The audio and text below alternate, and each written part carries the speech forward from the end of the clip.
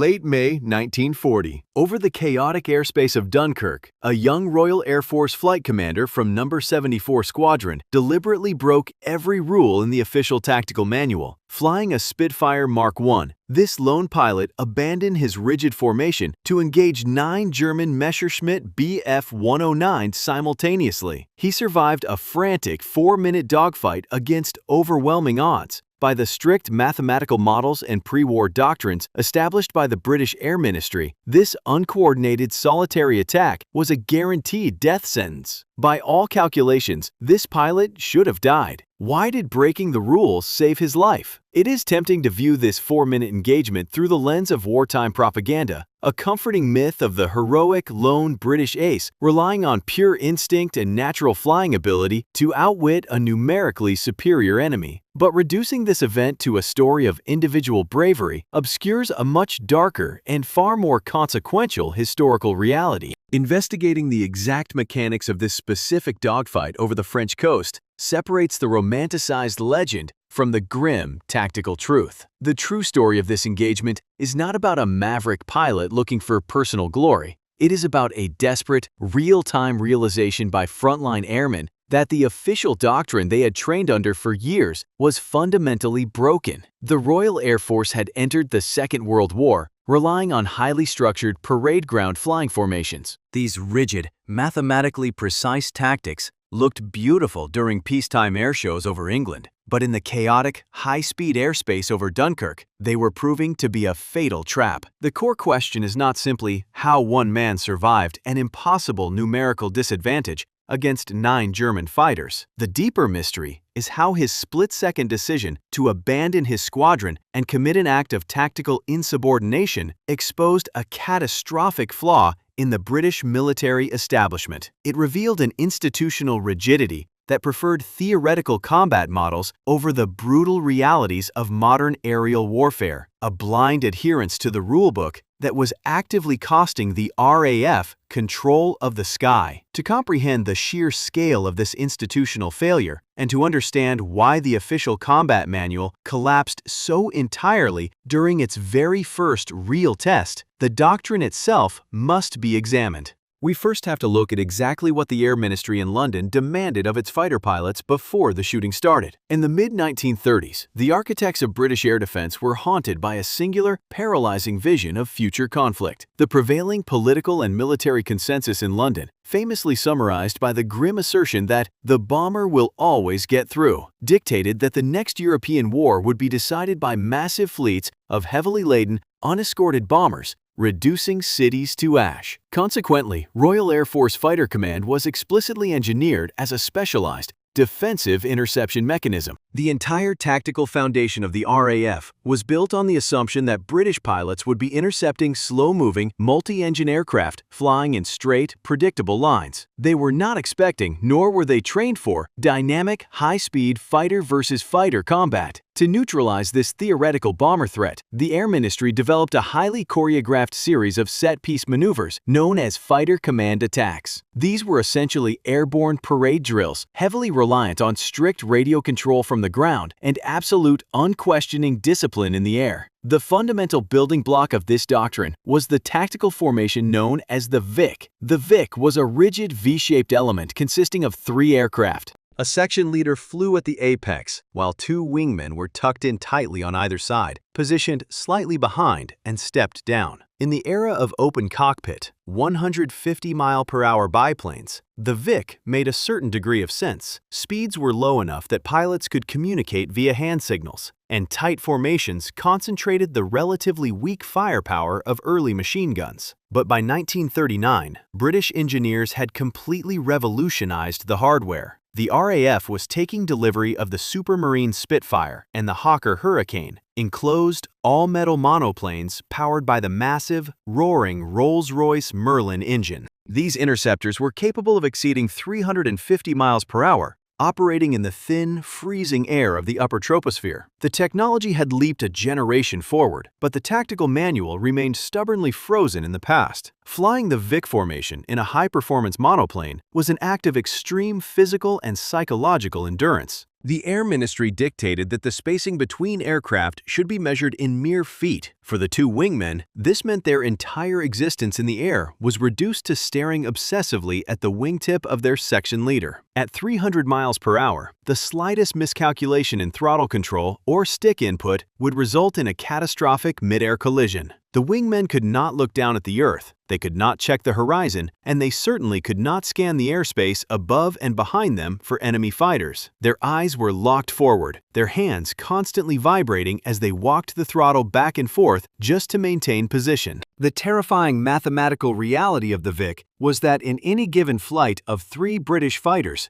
2 of the pilots were effectively blind. Situational awareness was severely handicapped before the enemy was even spotted. This institutional rigidity extended from the geometry of the formations all the way down to the calibration of the weaponry. The new British fighters were heavily armed with 8 wing-mounted .303 caliber Browning machine guns. However, peacetime theorists in London had calculated that a fighter pilot should comfortably engage a straight-flying bomber at long range. As a result, armorers harmonized the guns, adjusting the angle at which the 8 streams of bullets converged into a single lethal point at a distance of 400 yards. In a theoretical interception of a sluggish bomber, this was logical. But in the violent, high-G reality of a turning dogfight, 400 yards was virtually useless. A pilot pulling hard on the control column to track a turning enemy fighter at that distance would see his bullets spray out like water from a garden hose, lacking the concentrated kinetic punch required to shred the metal skin of a modern combat aircraft. The British had built a brilliant weapon, but handcuffed it with peacetime mathematics. Across the English Channel, the future adversary was operating under a completely different paradigm. While the Royal Air Force was practicing perfect symmetry over the peaceful fields of Kent and Sussex, the German Luftwaffe had been learning the brutal, unforgiving mechanics of modern aerial warfare through blood and trial in the skies over Spain. In 1936, Nazi Germany deployed the Condor Legion to support nationalist forces in the Spanish Civil War. When German pilots first arrived, they too were using a tight 3-plane V formation known in the Luftwaffe as the Kette. But unlike the isolated planners in London, the German frontline pilots were actively fighting and dying, and they quickly realized that tight formations were suicidal in high-speed monoplanes like the new Messerschmitt Bf 109.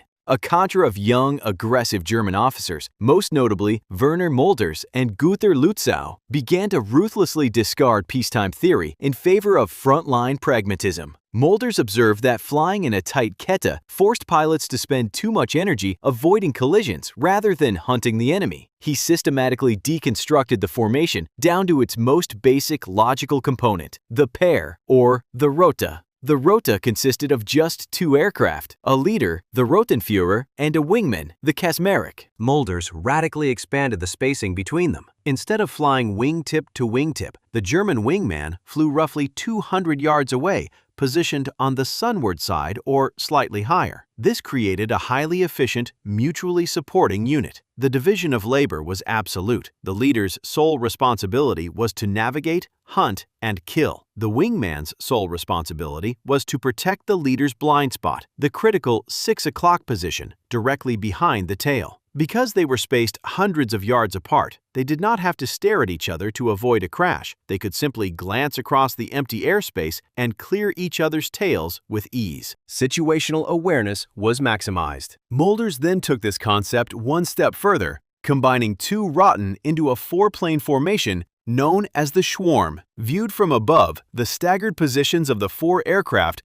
resembled the extended fingertips of a human hand, leading to its nickname, the Finger Four. The Schwarm was a masterpiece of tactical engineering. It was not a rigid shape that had to be physically forced through the air. It was a fluid, flexible network. When a Schwarm entered a sharp turn, the aircraft did not awkwardly throttle back to maintain a perfect line. Instead, the planes on the inside of the turn simply slid their positions to the outside, seamlessly trading places while maintaining their high airspeed and interlocking visual coverage. It was an offensive mechanism designed explicitly for the speed and agility of the Bf 109. More importantly, the combat veterans of the Condor Legion had fundamentally rewritten the physics of the dogfight. They understood that modern aerial combat was no longer about tight horizontal turning circles, which had defined the dogfights of the First World War. The new paradigm was energy management, the rapid conversion of altitude into speed and speed back into altitude. The German pilots were trained to use the vertical plane. They sought height to build potential energy, plunging down on their targets with overwhelming kinetic velocity, taking a snapshot, and immediately using that speed to climb back up to safety. They were completely uninterested in engaging in the slow, horizontal turning contests that the British pilots were meticulously practicing. By the time the phony war settled over Europe in late 1939, the Royal Air Force and the Luftwaffe represented a stark, terrifying asymmetry.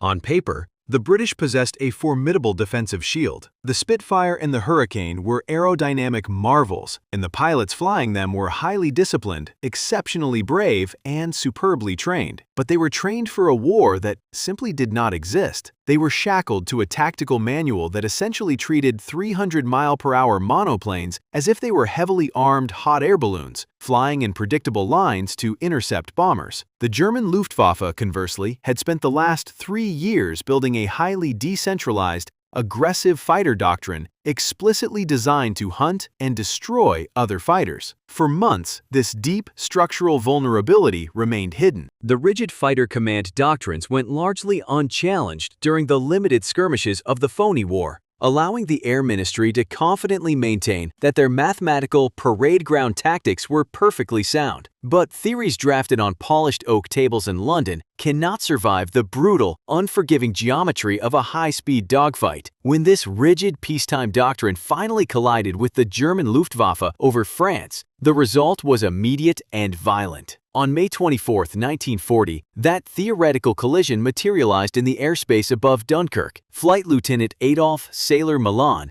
a seasoned pilot leading a section of No. 74 Squadron, was patrolling the burning French coastline in his Supermarine Spitfire Mk I. His flight was positioned exactly as the Air Ministry manuals demanded, locked into the rigid V-shaped Vic formation. 3 Spitfires, wingtip to wingtip, stepped down. The 2 wingmen, fixated entirely on Malan's aircraft to maintain their dangerously close proximity, were effectively blind to the surrounding sky. Their orders were standard: patrol the sector, identify enemy bomber streams, and initiate a textbook fighter area attack. The British pilots scanned the lower altitudes, searching for the predictable silhouettes of Heinkel or Dornier bombers flying in straight lines. They were acting exactly as they had been trained in the peaceful skies over England. But they were inside a killing zone, defined by veterans of the Spanish Civil War, thousands of feet above, hiding in the blinding glare of the morning sun.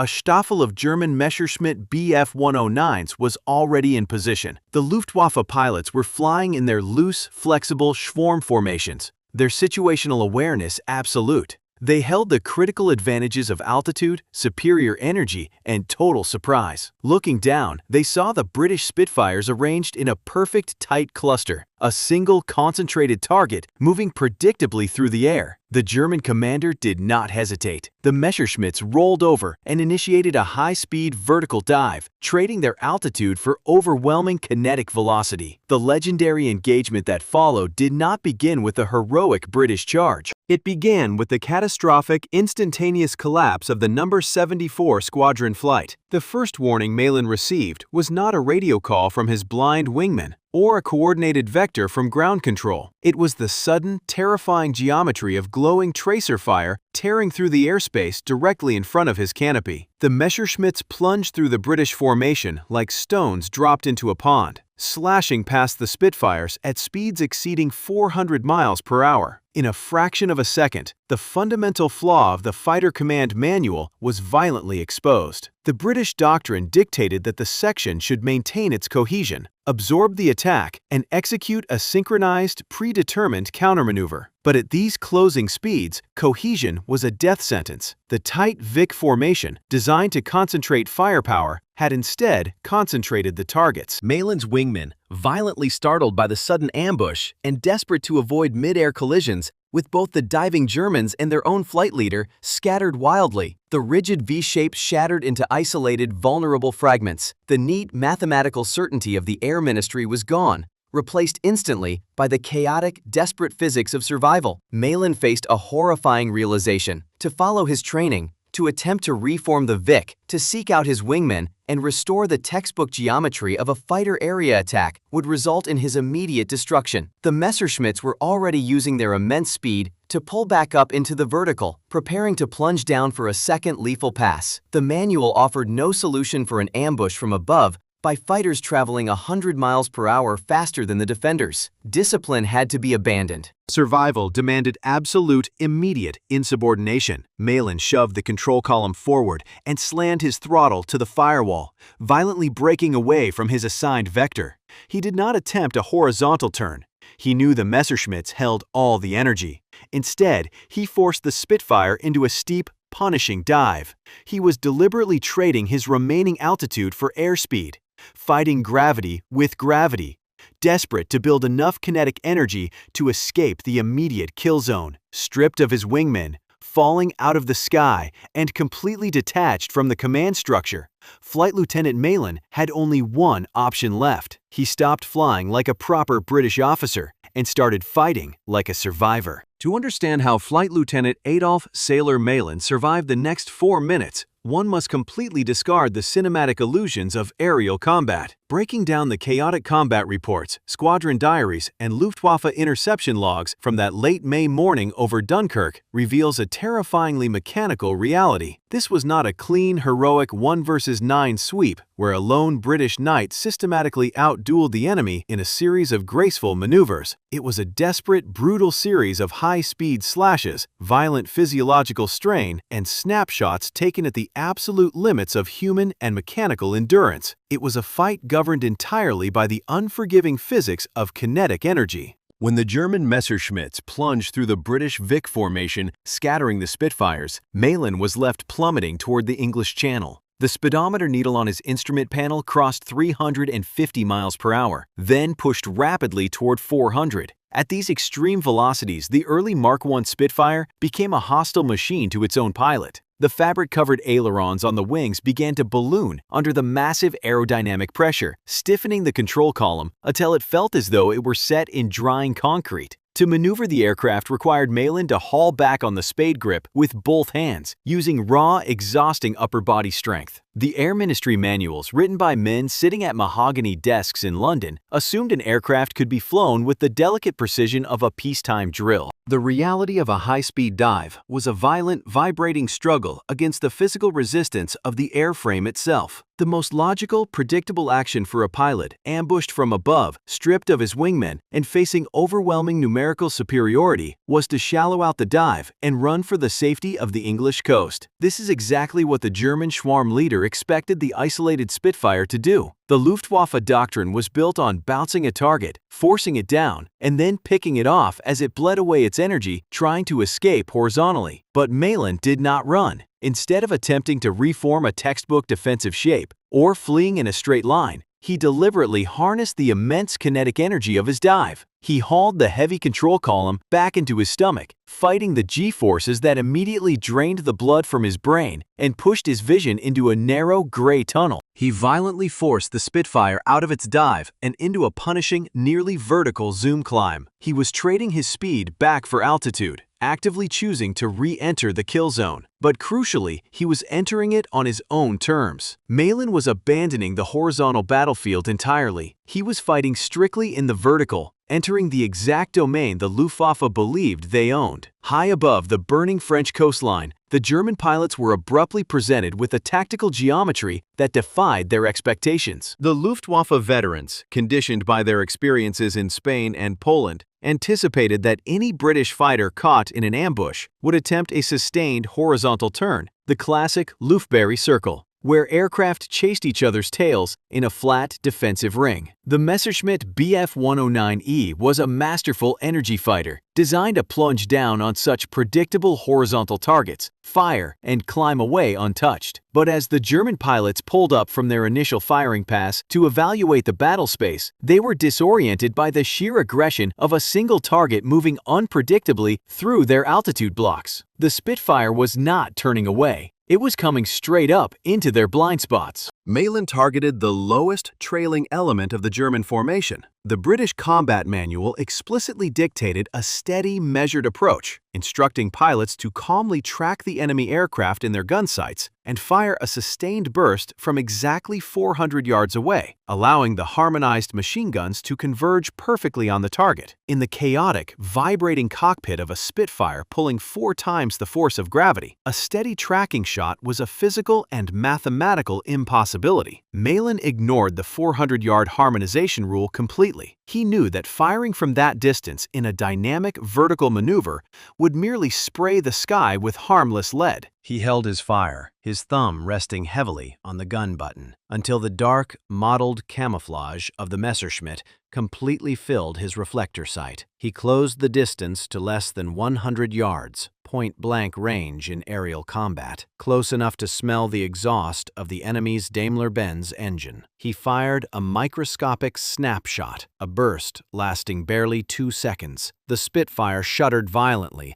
as the 8 wing-mounted Browning machine guns unleashed a concentrated, deafening storm of .303 caliber DeWilde incendiary ammunition. At this brutally short distance, the flawed convergence pattern of the peacetime armorers did not matter. The sheer kinetic density of the burst slammed into the German fighter, instantly shredding its vital coolant radiators. A thick, stark white plume of glycol vapor erupted from the Messerschmitt's belly, blinding its pilot and effectively killing its engine within seconds. Malan had scored a catastrophic hit, not through the mathematical precision demanded by the rulebook, but through sudden, overwhelming proximity and raw aggression. However, the element of surprise was now entirely gone, and there were still 8 intact German fighters dominating the airspace. The Luftwaffe pilots violently broke their loose formations, peeling off in aggressive banking turns to trap the lone Spitfire. The airspace over the channel immediately devolved into a terrifying, high-speed centrifuge. For the next 3.5 minutes, Malan was entirely isolated inside a hostile, swarming ecosystem. 4 minutes in a World War II dogfight is an agonizingly prolonged eternity. It is a sustained period of maximum physical trauma, deafening noise, and psychological friction, where survival is calculated in fractions of a second and inches of control stick deflection. Malan had to fight not only the 8 German pilots, but also the engineering limitations of his own machinery. The Rolls-Royce Merlin engine powering his Spitfire was a masterpiece of aviation engineering, but it contained a critical vulnerability. It relied on a float-type carburetor. If Malan simply pushed the nose of his Spitfire down into a -G dive to evade a German firing pass, the aviation fuel would float to the top of the carburetor chamber, instantly starving the engine. The Merlin would sputter, cough, and violently cut out, robbing him of his speed and turning his fighter into a massive, heavily armed glider. The German Messerschmitts, equipped with advanced direct fuel injection, suffered no such limitation. They could push their noses down into a dive effortlessly,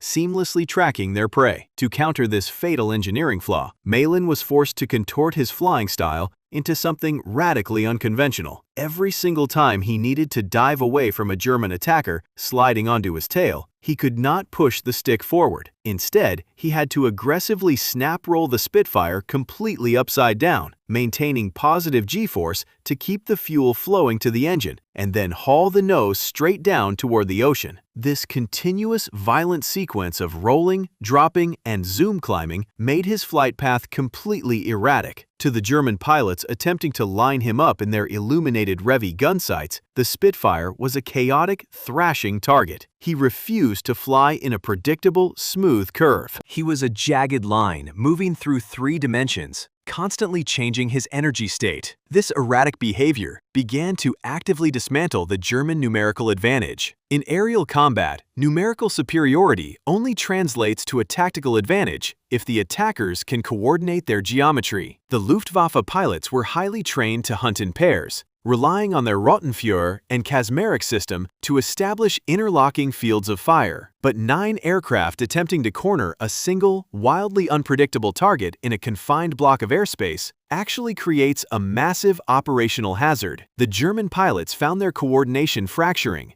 If one Messerschmitt dove steeply to take a snapshot at Malan, another German pilot risked crossing his firing line. forcing them to abort their attacks to avoid mid-air collisions. They could not coordinate a clean, multi-axis trap because Malan refused to stabilize his position long enough to be bracketed. The engagement proved, on a violent micro level, a devastating reality that the peacetime theorists at the Air Ministry had entirely missed. Individual initiative, sudden aggression, and raw kinetic energy management were vastly superior to synchronized, choreographed flying. The German pilots were technically brilliant, but they were attempting to apply a systematic, doctrinal hunting method to a target that was reacting with the unpredictable ferocity of a cornered animal. Malan was no longer trying to win the dogfight in any traditional sense. He was violently forcing the Germans to constantly react to his movements, continuously denying them the vital 3 seconds of stable tracking they needed to secure a lethal firing solution. He slashed through their formation, firing blindingly fast, high-angle deflection bursts at fleeting shadows, then immediately dropped away in a rolling inverted dive, only to trade that speed to zoom climb back up into their blind spots. Ultimately, the climax of this 4-minute engagement was decided not by a fatal bullet or a final masterful maneuver, but by the cold, hard logistics of aviation fuel. The Messerschmitt Bf 109E was a highly lethal interceptor, but it suffered from notoriously short operational legs. Operating over the Dunkirk perimeter from forward bases deep in captured territory or Western Germany, the Luftwaffe pilots operated under a terrifyingly narrow window of combat time. They often had less than 20 minutes of combat power over the target area before they reached bingo fuel, the absolute mandatory point where they had to turn east or face the certainty of ditching into the freezing currents of the English Channel. Every violent turn, every full-throttle climb to catch the wildly maneuvering Spitfire, and every high-G dive burned precious gallons of aviation fuel at an accelerated rate. The German flight leader, constantly monitoring the rapidly falling needles on his fuel gauges, faced a shifting tactical calculus. His primary mission was likely bomber escort or establishing broad air superiority over the evacuation beaches, not getting bogged down in a sprawling, low-percentage attrition fight with a single insane Spitfire pilot. They had spent nearly a quarter of their available combat time burning their reserve fuel trying to swat a target that simply refused to conform to the rules of engagement. The risk to the German formation was no longer Malan's guns. The risk was fuel starvation. The tactical reality inverted. The risk of losing his entire flight to empty fuel tanks on the return journey across France far outweighed the reward of claiming one insubordinate British fighter. The German commander made the only logical decision available to a disciplined officer. He issued a sharp radio command to his scattered flight. The Messerschmitts broke off their attacks simultaneously. They shallowed out their dives, grouping back into their highly efficient, mutually supporting swarm formations, and pushed their throttles forward,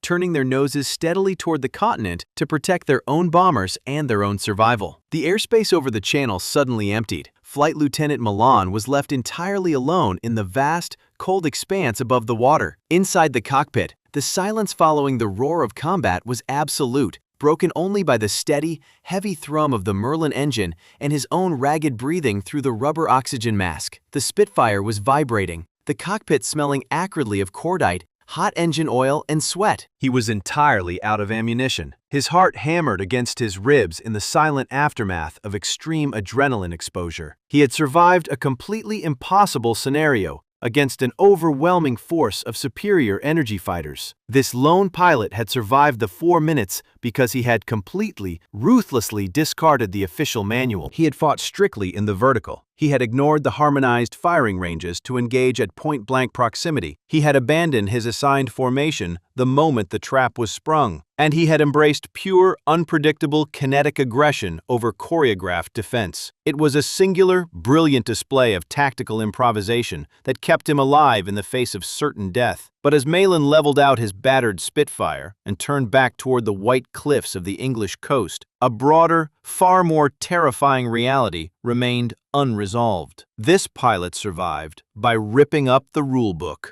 But a single survivor does not win a war, and back at Fighter Command headquarters in London, the rulebook was still the law. Malan's safe return to English soil provided a stirring narrative of individual heroism, But inside the debriefing rooms of Fighter Command, his survival masked a systemic, bloody crisis. When combat-exhausted flight leaders stepped out of their cockpits and urgently reported that their formations were shattering on contact with the enemy, the High Command's response was chillingly bureaucratic. The senior officers at the Air Ministry, many of whom had not flown a combat mission since the era of open-cockpit biplanes, refused to accept that their meticulously designed tactical manual was flawed. Instead of recognizing that the Vic formation was physically obsolete in the age of high-performance monoplanes, rear echelon planners interpreted the chaos over France as a simple lapse in flight discipline. The official feedback trickling down from London to the frontline airfields was not to loosen the formations and adopt flexible pairs, but to tighten them up. Pilots were ordered to hold their perfect shapes and trust the theoretical mathematics of peacetime defense. The true cost of this institutional stubbornness was measured in the lives of junior wingmen. In the rigid geometry of the British Vic, the rearmost positions were occupied by the newest, least experienced pilots in the squadron. They became known, with grim, frontline fatalism, as the tail-end Charlies. The role of a tail-end Charlie in the early summer of 1940 was a virtual death sentence. Because the doctrine demanded wingtip to wingtip proximity, these young airmen spent their entire combat patrols staring blindly at their section leader's aircraft to avoid a mid-air collision. They were completely stripped of situational awareness, trailing slightly behind the main element, and physically exposed to the empty sky behind them. When a German swarm executed a high-speed diving attack out of the blinding sun, the Luftwaffe pilots naturally targeted the last aircraft in the line. The tail-end Charlies were routinely slaughtered without ever seeing the Messerschmitts that killed them. They vanished in sudden bursts of static on the squadron radio frequency, their Spitfires and Hurricanes spiraling silently into the channel. The comforting public myth of the lone, heroic British ace served as a highly convenient distraction from the fact that British tactical doctrine was functioning as a trap for its own men. A devastating friction was tearing Fighter Command apart from the inside. In the cramped dispersal huts across southern England, combat veterans knew exactly what was required to survive. They needed to break down the rigid sections, adopt the loose, mutually supporting pairs they had seen the Germans using, and abandon the suicidal obsession with perfect symmetry. Yet, attempts to officially alter the combat manual were blocked by a chain of command that demanded strict obedience to the pre-war rules. This institutional paralysis could not have come at a worse moment. As June bled into July, the strategic situation across the Channel had completely collapsed. The Luftwaffe was rapidly consolidating its forces along the French coastline, preparing the massive aerial armadas required for the looming August offensives. With the Battle of Britain mere days away from beginning in earnest, the Royal Air Force was bleeding out from self-inflicted wounds, crippled by a doctrine that killed its own pilots before they could even pull the trigger. If Fighter Command was to survive the coming onslaught, someone on the front line was going to have to openly defy the British military establishment. The defiance began not with a formal petition to the Air Ministry, but with a quiet, ruthless revolution inside the dispersal huts of No. 74 Squadron. Flight Lieutenant Sailor Malan did not wait for Whitehall to rewrite the Fighter Command tactical manual. Having survived the brutal geometry of the Messerschmitt Schwarm over Dunkirk, he simply discarded the British rulebook and began writing his own. Malan understood that institutional change in a peacetime military takes years, but his squadron had only days before the Luftwaffe returned in force. He gathered his junior pilots and effectively ordered them to commit tactical mutiny. The suicidal, tight-knit Vic formation was banned in his airspace. In its place, Malan instituted a modified, fluid system heavily influenced by the German Rote. He broke his flights down into mutually supporting pairs, spreading the aircraft out to give his wingmen the critical airspace they needed to physically look around and clear their blind spots. The mechanical constraints imposed by London were dismantled just as ruthlessly as the tactical ones. Malan bypassed the official armorer's directives and ordered his ground crews to re-harmonize the 8 Browning machine guns on his Spitfires. The Air Ministry's theoretical 400-yard convergence point was scrapped. Malan had his guns sighted in at exactly 250 yards. He drilled a singular, violent philosophy into his men.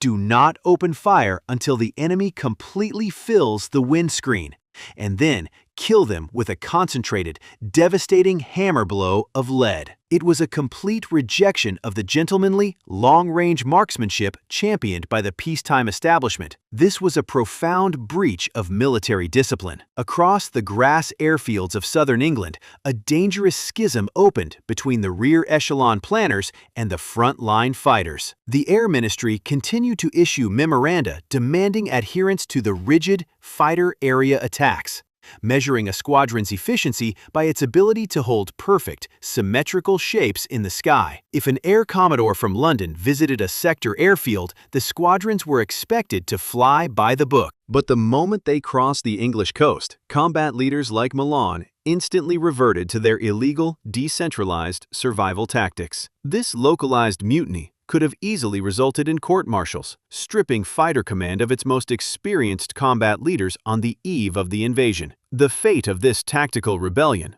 ultimately rested on the shoulders of one man, Air Vice Marshal Keith Park, the commander of No. 11 Group, tasked with defending London and the southeastern invasion corridor. Park was not a bureaucrat. He was a pragmatic, battle-hardened veteran of the First World War. From his underground bunker at RAF Uxbridge, Park watched the attrition rates of his squadrons with growing alarm. He was reading the same combat reports as the Air Ministry, but unlike the theorists in Whitehall, Park recognized the truth in the loss of the tail-end Charlies. He saw that the rigid Vic formation was actively feeding his youngest pilots to the German energy fighters. As July brought the first massive waves of Luftwaffe bombers and Messerschmitt sweeps over the Channel, Park made a decisive, highly irregular command choice. He did not waste precious time engaging in a bureaucratic war with the Air Ministry to officially change the manual. Instead, he executed a silent, institutional bypass. Park quietly gave his squadron commanders his tacit blessing to ignore the rulebook. He issued tactical instructions that prioritized altitude, sun position, and independent initiative over strict formation flying. By officially turning a blind eye to the insubordination of men like Malan, Park created a protective umbrella of operational autonomy. He empowered his frontline leaders to fight the reality of the war in front of them, rather than the theoretical war London had planned for. It was a massive abdication of rigid central control, placing the survival of Britain squarely in the hands of the young men actually pulling the triggers. Fighter command did not save itself by clinging to its pre-war doctrine. It survived because its most lethal practitioners staged a tactical rebellion, and a pragmatic commander allowed that rebellion to flourish. These fluid, aggressive new rules of engagement were born in absolute defiance of the military establishment, but they would be baptized in the screaming, contrail-scarred skies over London. Returning to that initial combat report from late May 1940, the frantic engagement over the Dunkirk perimeter can no longer be read as the origin story of a flawless ace. When Flight Lieutenant Malan shoved his control column forward, scattering his own formation to fight the Luftwaffe on his own erratic terms, he was not performing a cinematic miracle. He was executing the messy, profoundly insubordinate birth of modern Allied air combat doctrine. The 4 agonizing minutes he spent slashing through the German Schwarm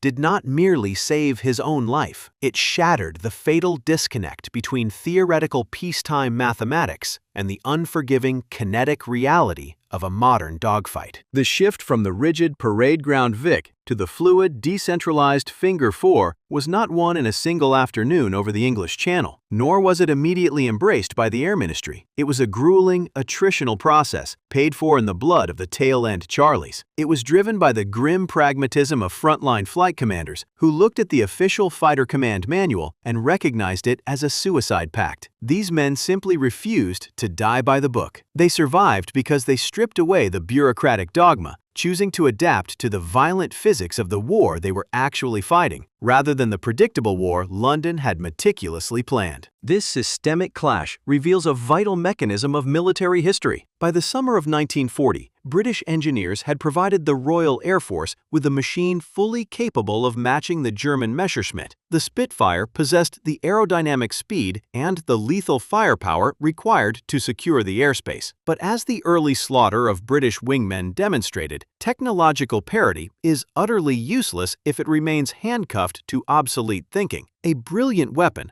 operated by an inflexible institution, will always be dismantled by an adaptable adversary. The survival of fighter command proved that a military force only converts its technological potential into victory if it is flexible enough to rewrite its own fundamental rules while actively taking fire. The enduring mythology of the Battle of Britain often focuses on the elegant silhouette of the aircraft or the inherent courage of the men in the cockpits. But the tactical rebellion forced into existence over the French coast strips away that comforting romanticism. It leaves us with a final, undeniable truth about the reality of the air war in 1940. The Royal Air Force did not survive the brutal attritional summer of 1940 simply because British aviation engineers had managed to design a superior interceptor. They survived because the young men sitting in the vibrating cockpits of those Spitfires and Hurricanes finally stopped flying them the exact way they were told to. When the theoretical peacetime mathematics of Whitehall inevitably collided with the lethal, high-speed reality of the Luftwaffe, the official doctrine proved to be a beautifully orchestrated suicide pact. Victory in the skies over England was ultimately not secured by a rigid, disciplined adherence to the rules, but by a ruthless, localized tactical mutiny. A desperate realization that the only way to save the nation was to actively disobey the very military establishment that was supposed to be defending it.